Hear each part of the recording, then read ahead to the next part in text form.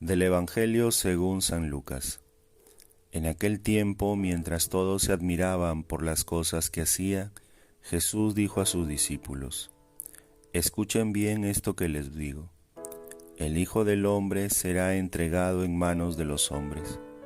Pero ellos no entendían estas palabras. Su sentido les resultaba oscuro, de manera que no podían comprenderlas, y temían interrogar a Jesús acerca de esto. Estamos leyendo los últimos episodios de la misión del Señor en Galilea antes de iniciar su camino definitivo a la ciudad santa de Jerusalén. Este camino será narrado extensa y detalladamente por el Evangelio de Lucas. Después de que Jesús ha mostrado su gloria y su grandeza a sus discípulos con la experiencia de la transfiguración en el monte Tabor y el milagro de la sanación del joven epiléptico, ahora le recuerda la otra dimensión de su mesianismo con su segundo anuncio de la pasión. En verdad se preparaba para salvarnos, para sufrir por nosotros la pasión. Los discípulos no entienden el anuncio de su Maestro y Jesús permanece solo frente a su destino doloroso. San Lucas destaca duramente el sentido velado y la incapacidad de comprender por parte de los discípulos. En este anuncio Jesús no habla de resurrección, ya que solo después de esta los discípulos podrán comprender de forma plena el significado de la muerte del Maestro, como lo veremos más adelante en las apariciones a los discípulos de Emaús y a los 11. La muerte del Señor parece algo totalmente absurdo y que solo gracias a la resurrección se podrá comprender como un hecho salvífico.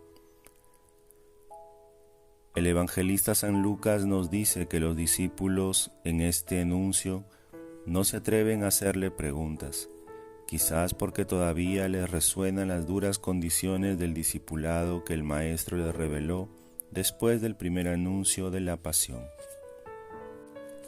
Hoy, 30 de septiembre, también celebramos la fiesta de San Jerónimo, uno de los 4 padres de la Iglesia latina, padre de las ciencias bíblicas y traductor de la Biblia al latín, presbítero, hombre de vida ascética, eminente literato.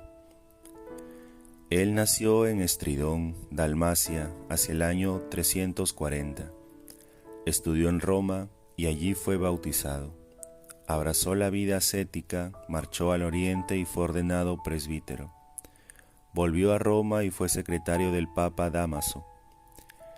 Fue en esta época cuando empezó su traducción latina de la Biblia.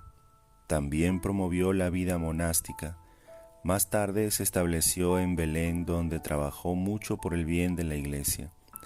Escribió gran cantidad de obras, principalmente comentarios de la Sagrada Escritura.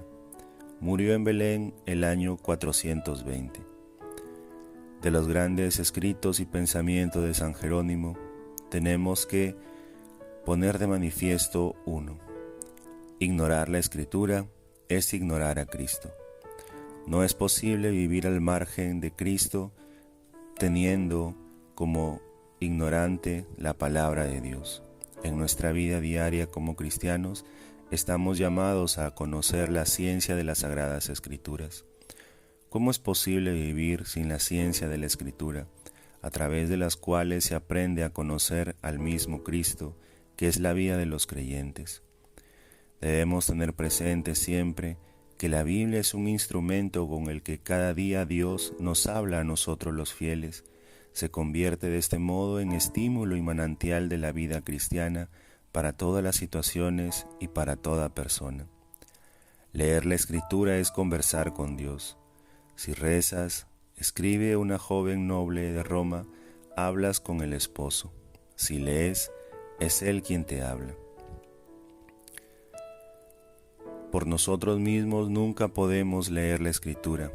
Encontramos demasiadas puertas cerradas y caemos en errores. La Biblia fue escrita por el pueblo de Dios y para el pueblo de Dios, bajo la inspiración del Espíritu Santo.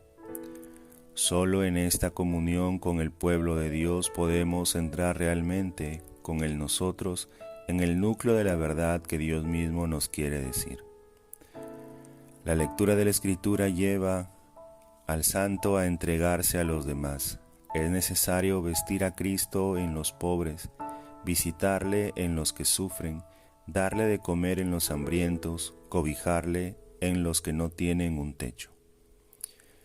Por eso, en este día le pedimos a Dios por intermedio de San Jerónimo que nos ayude para poder conocer más acerca de Él, siendo asiduos a la lectura y estudio de la palabra.